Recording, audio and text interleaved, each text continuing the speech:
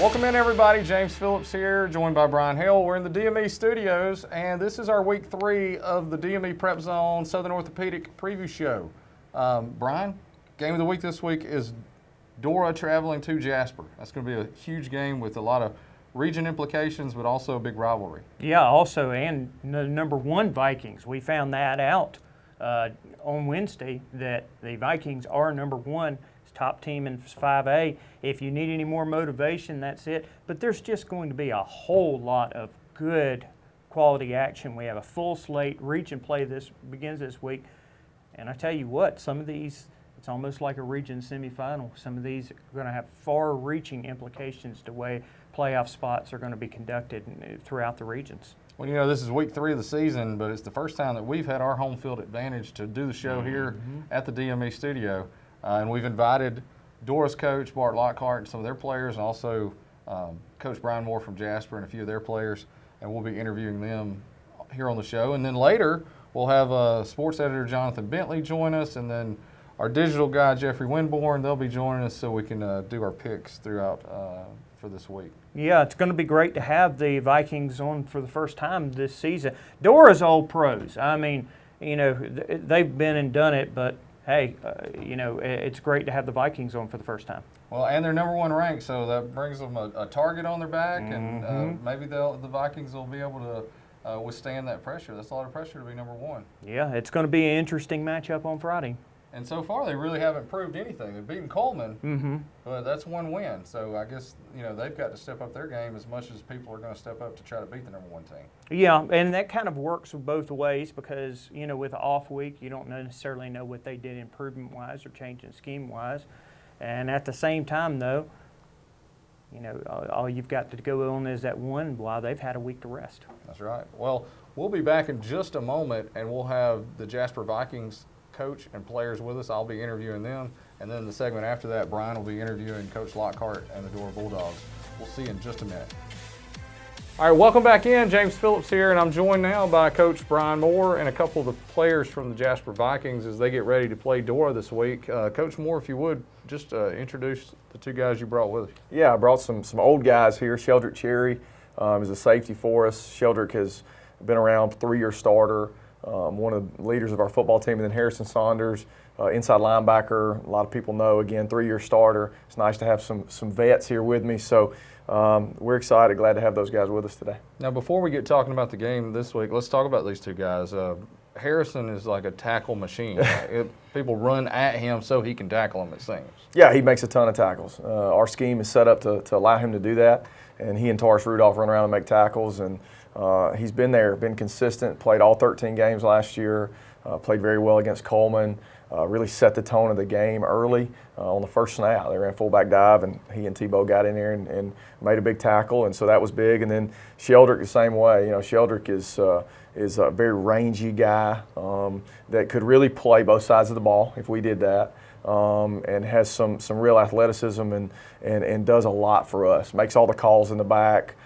He's got a sophomore playing beside him in Caden Marchbanks, so he's able to line some guys up. And we bring him down and run fits and blitz him some and try and do a lot with him because he's so versatile. Right. Now, he wouldn't play wide receiver on the other side of the ball. He would love to. Yeah. He would love to. Because he dropped 2 in the Coleman game. Not this week. Well, Sheldrick, what do you think? I mean, you were out there, you picked up interception in that game, you went pretty wild after that. That's just the way you play, like that's your style, right? I got to have like an edge on the field, so that's my edge, my excitement. Oh, yeah, definitely. Harrison, what do you feel about just so far this season? I mean, y'all guys played pretty well. Defense played really good against Coleman. You always looking for a tackle?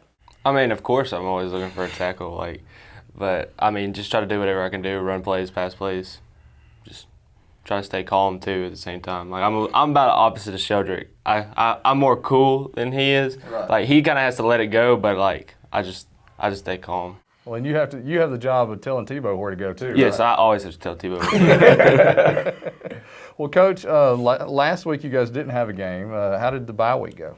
It was good. It was physical. We got after it and competed.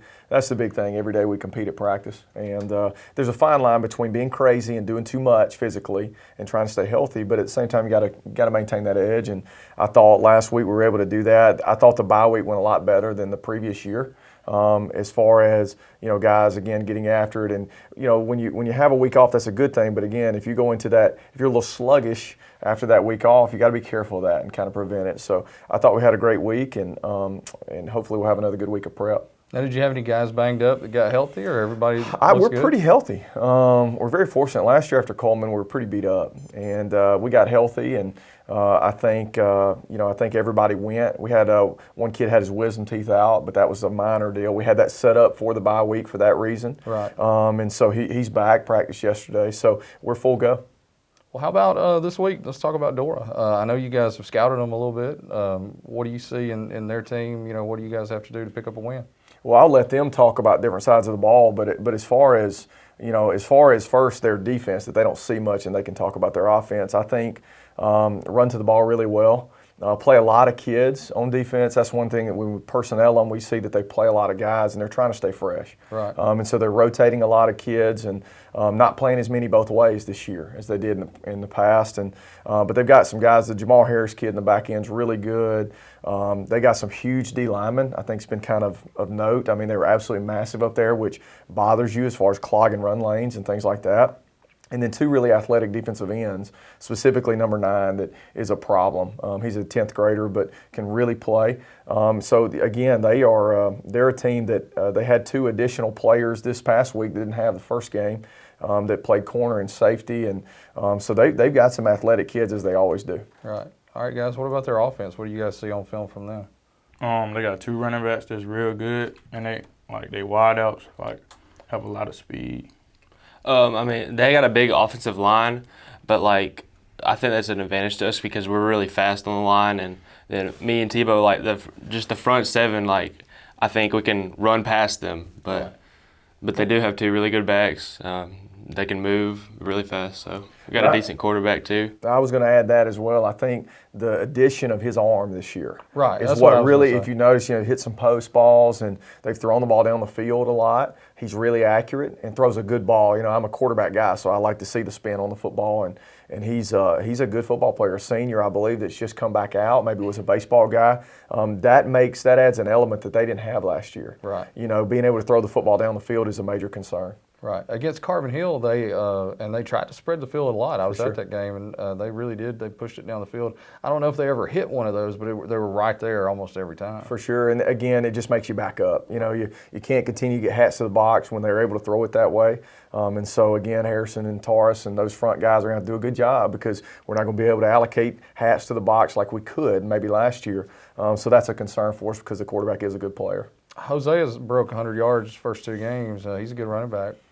He is. The kids from Coleman were good players, but they didn't necessarily run away from us. The one trap that hit, was a big run for them, but 22 can really, really get away from you, and that's a concern. The way that they run outside zone and try to put him on the perimeter.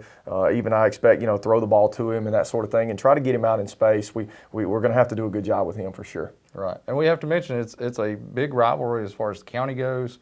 Does that mean anything to you guys?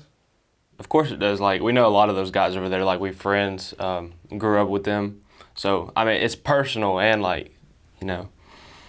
It is personal and bragging rights. Well, and then you throw the region into it too. Sure. It's a region matchup. Yeah, that's where I am. As far as rivalries and all that kind of stuff, it's our next football game, and it's a major region, deal. Because I fully expect. I think Dora is better this year than they were a year ago. I see more chemistry. I've been able to watch them twice in person, 3 times if you include the spring game. So, I just see a better sideline. I see kids that have a desire to be successful. And we're going to have to really, really play well to get the first region win. And you guys have 3 former Dora players on your team. They played for Dora last year. Any special talk with those guys this week? Well, we're just trying not to let it affect them. I know it will. They're kids. It's human nature. Right. But they've got to do a good job of playing football and just worrying about that and none of the distractions. Right. Anything else you guys have? Well, we're excited. These 2 guys right here, I want to brag on them for a second. This is the first time that we brought players to the show, and these are 2 guys that we chose on purpose. We have a lot of kids that could have been chosen, but these are the 2 guys that we picked because of their leadership, what they bring to our football program. And, you know, I think they've come a long way, both of them, in their leadership. You know, we lost a tremendous senior class last year of full of leaders, good kids, leaders. And these guys, I told them back in January or whatever, when we really got going on our off-season workouts, I said, the difference in this football team will not be a talent thing. There's ability on our team. It's this leadership. And these two guys have embraced that. So I'm just really proud of them. And I know that our players follow them, and our community should be proud of them. They're not only good players, they're good students. And, you know, I hope that both of these guys have an opportunity to play at the next level. So I'm just proud to have them. Well, I hadn't had a chance to talk to any players yet this year, and so I do need to mention the atmosphere at the Coleman game. How did that guys make you feel? Oh, good. There was a lot of people there. I looked in the I stand. mean, yeah, there were a lot of people. I mean, it almost feels like a playoff game, you know, because just the rivalry and how many people were there. And what do you think about turf and jumbotron and all that stuff? Does that go into your head any? A little bit. It made me jumpy a little bit. I mean, yeah, it's just super cool to have. Like, I would have never thought we would got turf and a jumbotron, you know. Right. And y'all got to do like your, you know, I'm starting whatever on the video and stuff. That's pretty cool too. Well, Coach, good luck this week against Dora, and we'll see you next time. Thanks, James. Appreciate you having us. All right, thank you guys for tuning in. When we come back, we'll have the Dora Bulldogs with their coach, Bart Lockhart. Hello, everybody, and welcome back. This time out, we'll have the Dora Bulldogs here. Guys, y'all are getting to be old pros with this. We've had you for 3 consecutive weeks, so y'all are kind of the seasoned vets this season of our broadcast. Well, thanks for having us. Well, Coach, first and foremost, let's start out with a little bit from last week. Really big victory. You guys avenged last year's kind of stumbling block there. You scored on all 3 facets of the ball. Great game from special teams, defense, and offense. Just give me some of your thoughts on the win over Carbon Hill. I feel like we talked about needing to make big improvements from our first game to our second game, and I feel like we made those improvements. We executed in all 3 phases of the game, as you said. Still some things to clean up, but we're moving in the right direction. And, you know, it was a good night. A lot of folks got to play. It was a fun night and fun to be a part of. These first 2 games have really enterprised me as you guys have played really efficient, smart football. You've taken advantage of the mistakes. You've turned them around, and you yourself, I know you all had 3 turnovers in the game, but 2 of those are kind of limited because one of them was you were just trying to score before halftime, and the other one was a backup quarterback. So you guys have kind of played some good, efficient football. Yeah, I mean, you know, keys to football is blocking, tackling, protecting the football. And so, you know, that's the main thing we talk about on offense. And even when we create turnovers and get the ball on defense is how we're going to protect the ball. And, you know, how it's ours. And as long as we got it, the other team can't score. So. Okay. Well, guys, and we'll turn it over to now we'll kind of make y'all a trio here. You're going into this week's game against Jasper. You're going into week 3. What's the main area of concern for all 3 of y'all? I say it is like we just gotta prepare good and like our coach say, just play it like it's another game. Like he always say, it's the most important game because it's the next one. I mean, it is a region game, so we'd like to be 1-0 by the end of the week. Our biggest area of concern right now is probably with the offensive line. So we got some guys that aren't 100%, but we're working on them. Yeah, the biggest thing, and you deal with it at all levels of football, is the games being made out to be more than what they are. Mm-hmm. At the end of the day, it's a football game. And I know the communities are close, and there's a lot of talk, and there's a lot of people excited about the game, and we're excited about it too, but at the end of the day, it's one game. You know, the winner of this game is not going to win the state championship, and the loser of this game has everything else in front of them. Our goal is to be 1-0 at the end of the week, and that's that. It's not, you know, we never talk about beating Jasper or beating Carbon Hill or beating Cordova. It's all about being 1-0 that week. So that's our goal, and that's how, as long as we can stay focused on that and not let the other stuff that people are talking about get in our heads, and we just execute and play football, we'll be all right. Speaking of Jasper, a little caveat got kind of thrown into this week's game. They've officially been ranked number 1 in Class 5A.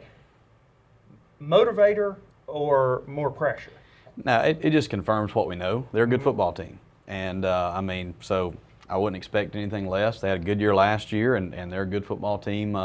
You know, this year beating 6A Coleman week 1. So, like I said, I think it just confirms what we know. They're a good team, and we always want to be challenged with good teams. So I think it's going to be a good test for us. What about you guys, motivator or pressure? I think it's a motivator because it's like they the number one team in the state, so like they the top dog, so it'll be a good challenge. And I ain't never played a number one team before, so. I think it's a motivator. We know they're good. They're big, they're physical. They're going to hang in there. So we got to go out there and play our best, and it motivates us. Good deal. And we kind of alluded to this just a moment ago off the air, but this kind of almost, even though it's in the early part of the season, kind of sets off as a region semifinal. That kind of feel, because you guys are playing Jasper. On the other end, a lot of the favored people that are looking at the region are seeing Corner versus Russellville, both of who guys will see. And they're kind of saying that this, along with the other one, will kind of make up the early thoughts of what the region could be. Do you guys have that feel that this is kind of this is almost going to be like a playoff atmosphere? I do. Yes, I think it's going to be great. Like these guys and our seniors, they've played in playoff games. We've got a lot of young guys that have never played in a playoff game, and like I said, our number one goal is to be 1-0 every week. Our number two goal is to get in the playoffs, and so this will be a playoff atmosphere. So when those young guys, those sophomores and those juniors that we have that are playing that's never played in those type of atmospheres, it just gives them some experience in that type of game. Absolutely. You guys feel that it's going to be like a playoff atmosphere across the street over at Kiro? Yeah, I think it's going to be just like a playoff game because everybody knows it's like both sides going to be packed out. It's already a rivalry game, so it's just going to be loud. So it's going to feel like a playoff game. Yeah, it's gonna be crazy. They don't like us. We don't care for them. So it'll be a good one. Good deal. Cutting away and looking overall at the team thus far in these first 3 weeks, and this is to all of you because I want a coach perspective and a leadership perspective, but has there been anybody on the team that has really surprised you this year and stood up with their effort and their dedication? I think there's a lot. I think that our quarterback play has gotten better. He's getting comfortable. He's got the talent and the arm talent and all that to do it, and he's getting comfortable in playing the game. I expect these seniors to do what they've been doing, and they've been doing what they need to do at a high level. We've got Ronald Waldrop, Jaden McDavid, D. Wilkerson. We've got guys, and I don't want to start calling names because there are a lot of guys that have contributed in a lot of ways, and I've been pleased overall with our guys. Guys, from a leadership standpoint, has there been any guys that have impressed you, or one particular that has really stood out? I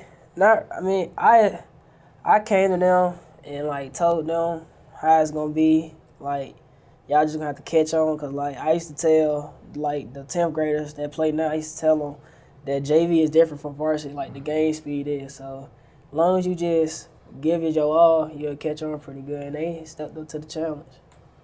We've had several juniors and sophomores step up. Like Brennan Davis, he's helped our team out a lot, and he's just improvingly getting better and better. So Jesse Miller playing both ways. He's doing his job. So we got a lot of guys that stepped up and are helping us. I bet you as senior leaders, I bet that kind of makes y'all feel good that you can look at it and say, oh, the program's being taken care of once we leave. It feels good.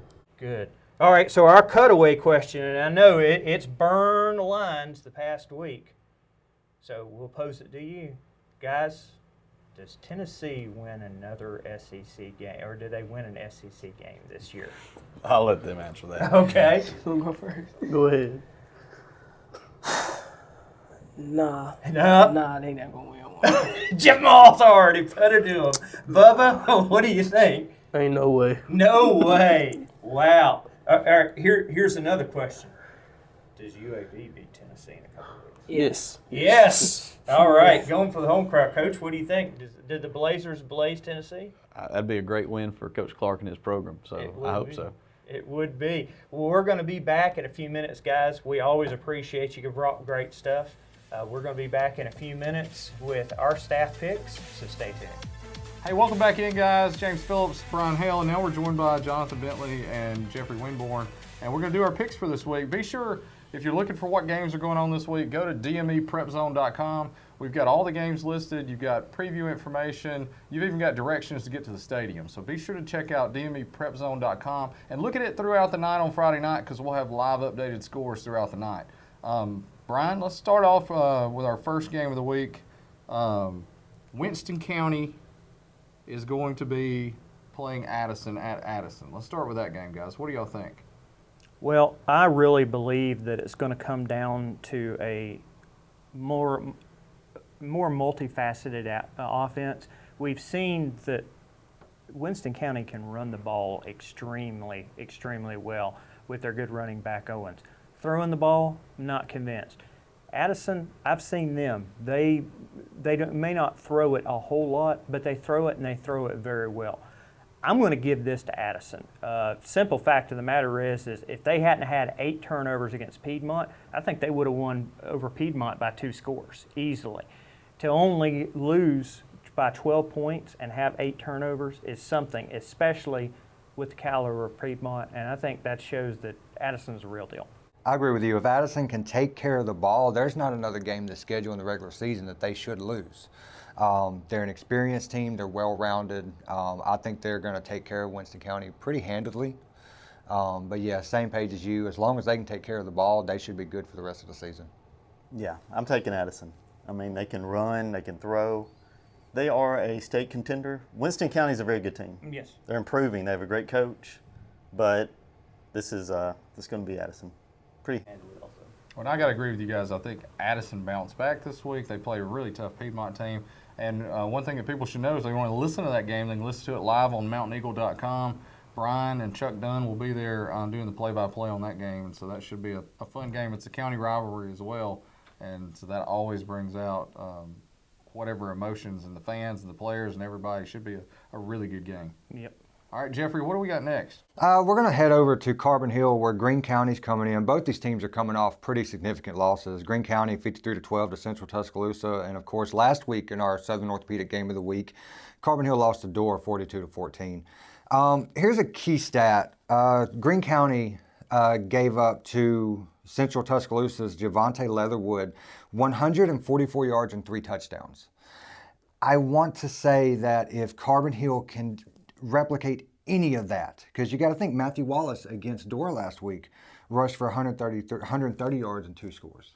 So if Carbon Hill can put on that kind of a rushing game, I really think they can get their first win of the season. It's not going to be by a lot. I mean, Carbon Hill just won 6-0 last year. It's going to be a close game, but I still think Carbon Hill is going to pick up their first win of the year. Yeah, I had Carbon Hill winning this earlier, before the season started, and it really hasn't changed. If they're going to be in the hunt, they've got to win this game. And 6-0 last year, the defense should still be pretty good, so I'll take Carbon Hill.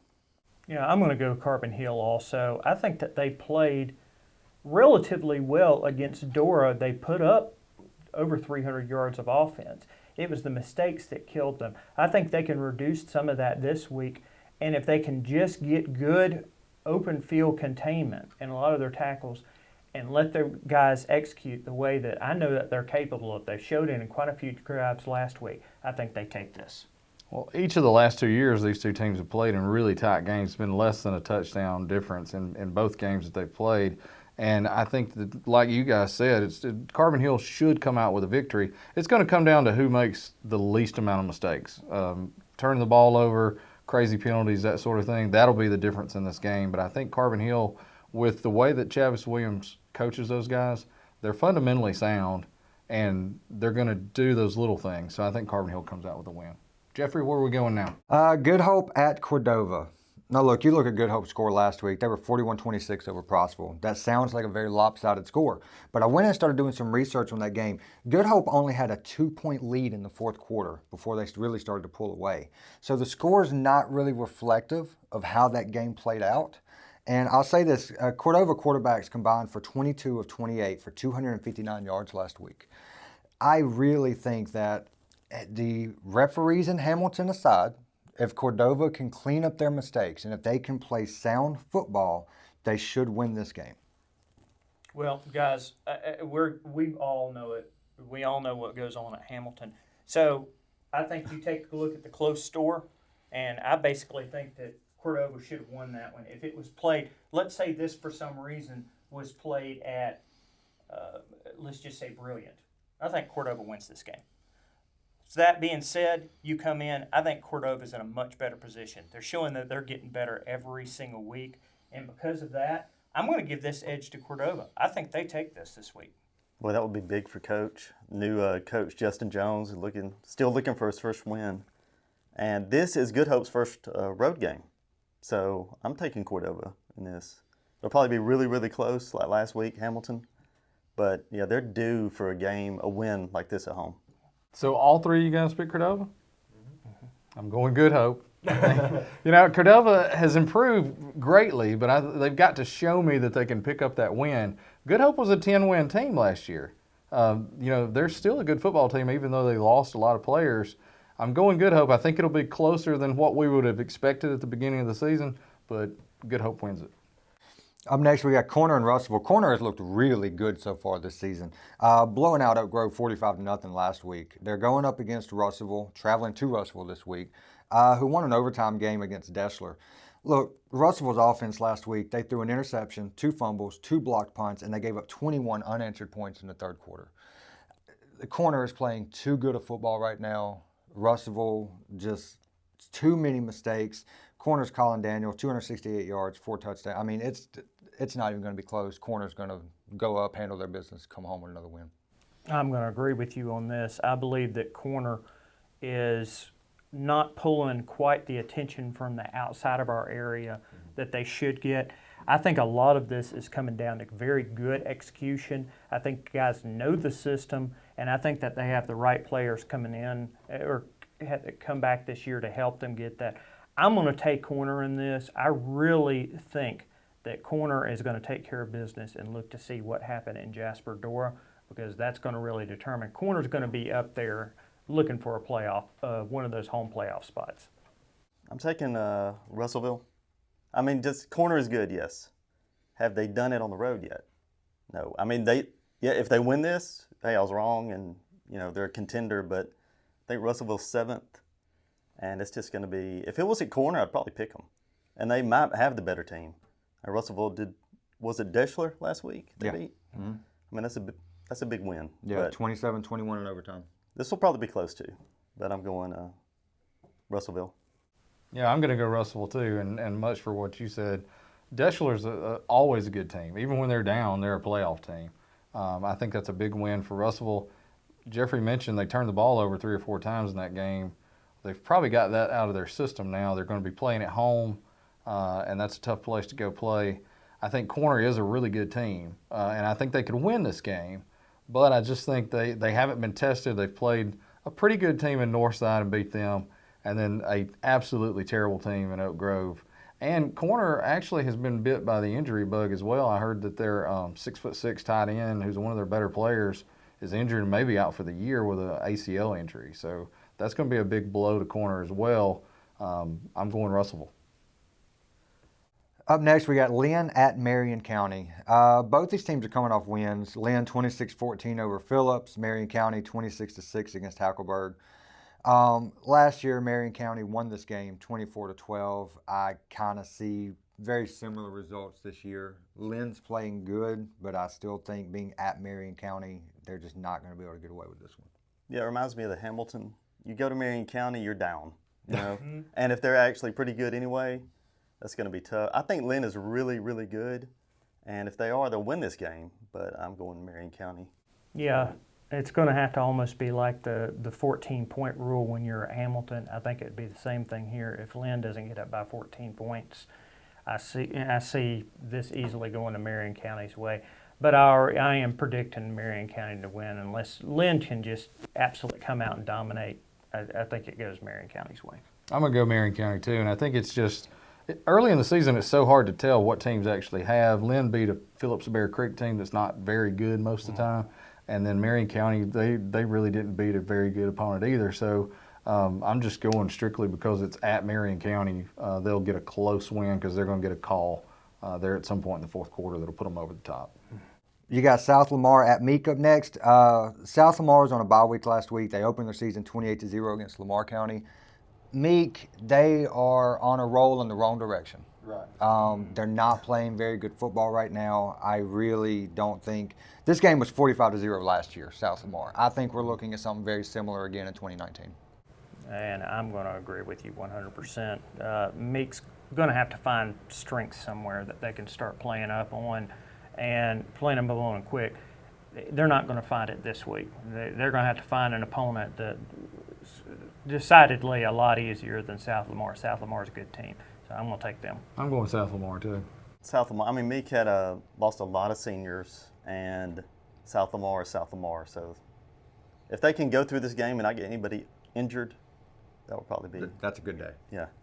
Up next, we got Holt at Oakman. Look, I've got one name of why Oakman is going to run away with this game. Christian Hubbard. Last week in their opening game, 18 carries for 158 yards. The kid is a beast. I was standing on the sideline. You saw some of our footage last week in the wrap-up. Dude is huge. He's strong. He's a fast runner. He's everything that team needs him to be, and he is going to run all over Holt this week. Yeah. Again, I think he did that last year. Yeah, too. 20 to the tune of 27-0. Right. So, I mean, they should be very similar. Yeah. A lot of Hubbard, a lot of Bridges, a lot of points. Oakman will be 2-0.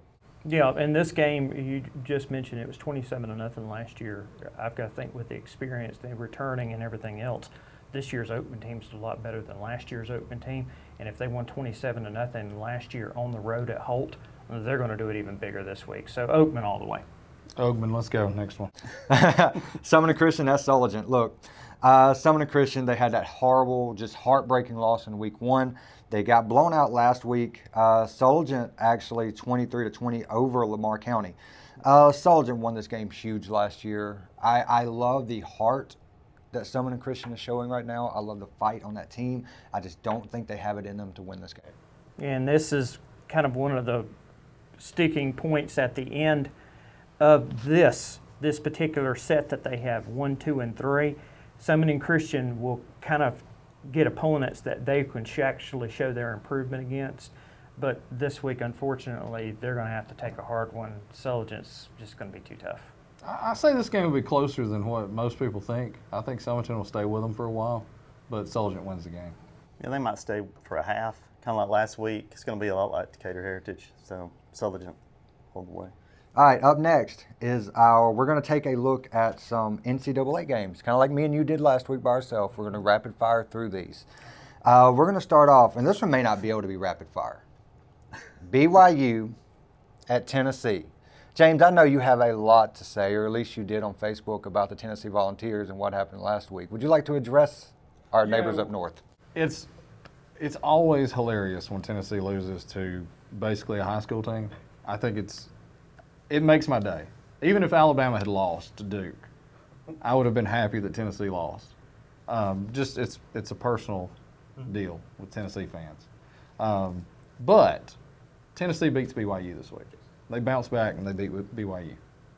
I agree. There's too much talent. You can chalk it up to having a bad week 1. You can chalk it up to Tennessee being Tennessee. You can chalk it up to whatever you want. It's still too much talent, too much speed. Tennessee, I don't want to say by how much, but I still think they're going to win this game. Yeah, if Tennessee has anything left, they've got to win this game. If they don't, they go 2-10. I mean, it's that simple. But they're favored somehow. Well, the thing is, if they don't win this game, it's time to run the coach out of town. I mean, after 2 weeks, I'm sorry. 0-2 and he's out. Yeah. Guys, sorry. Tennessee football, I've fallen and I can't get up. They're not going to get up anytime soon. BYU gets it. Arkansas at Ole Miss. Both these teams are terrible. Arkansas is especially terrible. Ole Miss at least put up somewhat of a fight against Memphis. Against a Division I opponent. Yeah, at exactly. least. I mean, Arkansas played Portland State, and I was at the Alabama-Duke game, and I sat there, watched part of this one, and laughed the entire time at how close it was. Now, at least Arkansas beat their opponent, unlike Tennessee, but it was Portland State. Right. Well, you got to go with Ole Miss in this one just because they're at home. You know, it's their first home game. The Grove's an outstanding experience. The fans are going to be excited whether they win or lose because they've already gotten snockered, before they even walked in. And now I think Vaught Hemingway is going to be selling beer. I don't know if they're doing it for this game, but they've approved that they're going to be selling it inside. So the fans are going to have a good time no matter what. But I say Ole Miss wins this one. They pull off the win. Agreed. I think Arkansas is just horrible. I'm going Ole Miss. All right, for posterity's sake, our local teams: Tulane at Auburn. Auburn's going to win. Auburn. New Mexico State at Alabama. Alabama. All right, number 6 LSU at number 9 Texas. LSU's a 4-point favorite in this game. Sam Ehlinger threw for 4 touchdowns against Louisiana Tech, but I still think, as good as they're looking, I think LSU defense is going to be too strong for Texas, and I think LSU is going to win this one on the road. I'm taking LSU as well. LSU. All right, we got number 12 Texas A&M at number 1 Clemson. The Tigers are a 17.5 favorite in this game. However, Georgia Tech forced 2 interceptions against Trevor Lawrence. My question is this: can Dabo Swinney get that team to maintain success? We know that he can get them to rise up for big games. He can get them to show out when they need to, but can he maintain it? He has not shown that. After they won a national championship 2 years ago, they came back the next year and laid an egg against Alabama. I think that with the performance of Trevor Lawrence against Georgia Tech, if Texas A&M can affect him, make him uncomfortable, make some mistakes, and force him out of the pocket and get some interceptions and fumble returns and turnovers, I think Texas A&M is going to go into Death Valley and they're going to pull off the upset against number 1 Clemson. Let's flip the script. My question is this is going to really show us how far has Texas A&M developed under Jimbo Fisher. If they are somewhat on schedule, Clemson takes this one. But guys, if they're ahead of schedule, and we couldn't really see that last week in last week's game, but if they're ahead of schedule, look out for not only Clemson, look out for the rest of the entire nation. Because if they're ahead of schedule right now, they're going to beat Clemson. I still am going to take Clemson in this game, but it's not by a whole bunch. If this was a lightning round for you two, I'd hate to see it if we were breaking it down in depth. Clemson wins. That's all it needs to be said. Clemson won't cover, but they win, maybe by 10, something like that. Yeah, A&M's a year away. Yeah, like you said. All right, now let's get back on track for James. We have our Southern Orthopedic game of the week. We've got Dora traveling to number 1 Jasper. Dora's coming off that big 42-14 win against Carbon Hill. You've got Jasper coming off a bye week. Jasper won this game 26-13 last year. Jose had 119 yards off 9 carries and 2 touchdowns last week, which is really good. My question is this: Dora's defense has not really been tested yet this year. They've had Cordova and they've had Carbon Hill. How are they going to respond on the road against a team like Jasper, who's already established themselves as a powerhouse in the state? Well, I think one thing that you can take really coming into this is the fact that there's a lot of advantages for Jasper. Number 1, it's in Kiro. Number 2, they've had 2 weeks to really take a really good look at Dora. I'm sure, and we actually, as a comic moment, Caden Shelton was asked to move his car last week at the Dora Carbon Hill game because apparently he was blocking something in. So those guys were down there watching it. I know that they've been watching it in depth. There's been a lot more time for preparation. And it's like I said, and it's a good thing that Dora has been playing a good, efficient ball. They've been taking care of the ball, and they've been capitalizing on mistakes. But what if there's not that many mistakes? That's where I feel that Jasper's got the real edge in that. Take that with the preparation, and I think I'm taking Jasper in this one. Well, I'll be at this game covering it for the newspaper and also doing sideline reporting for 101.5 FM if people want to listen to it if they're not there. But definitely come out. It's going to be a huge atmosphere. It's like going to a college game now with the turf and the jumbotron and all that kind of stuff. It's really cool. I just think if you look at the two teams, they're similar. Jasper's roster size is better. Jasper's got more depth. They're both big, but Jasper's big and fast. And a lot of times, big and fast, that's going to make a difference, and that's going to force turnovers. That's going to do some things that will be a positive. I don't think Dora's faced any competition anywhere close to where the Vikings are, so I'm going Jasper in this one for sure.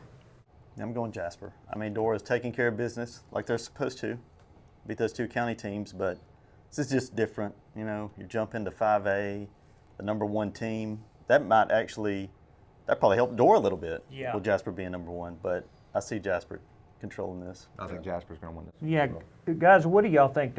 I mean, Jonathan obviously said it. Motivation more for Dora in this game, for playing the number 1 team? Well, I think it could be, but also I think Jasper realizes that they haven't done anything yet. I mean, they beat their rival Coleman, but that's 1 game.